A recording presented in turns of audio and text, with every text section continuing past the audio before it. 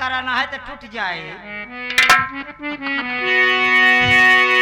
कहा जाए राम हो और कहा जाए राम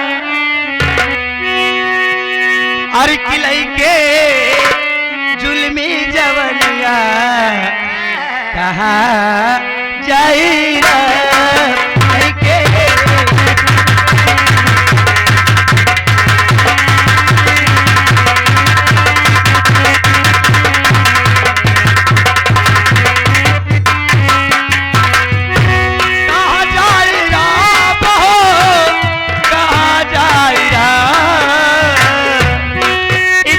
बर्दाश्त नहीं होत बहू।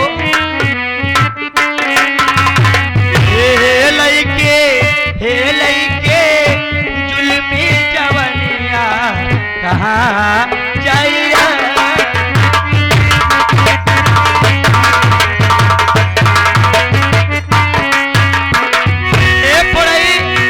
क्या देखा ये नो हमारे साहब जी और का हमारे प्रमोद शर्मा जी के छोटे भाई मुकेश भैया की तरफ से 21 रुपए हमारे लिए स्पेशल इनाम करते हैं। हमारी पार्टी की तरफ से लाख लाख शुक्रिया अदा करती हूँ। कहना क्या है,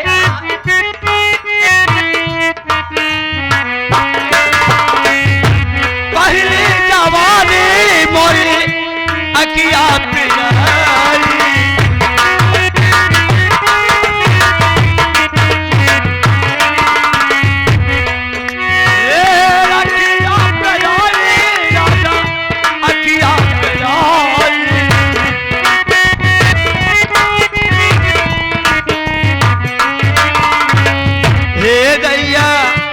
सैया हे दुल्हा मारी लाल जरिया कहाँ जाइया।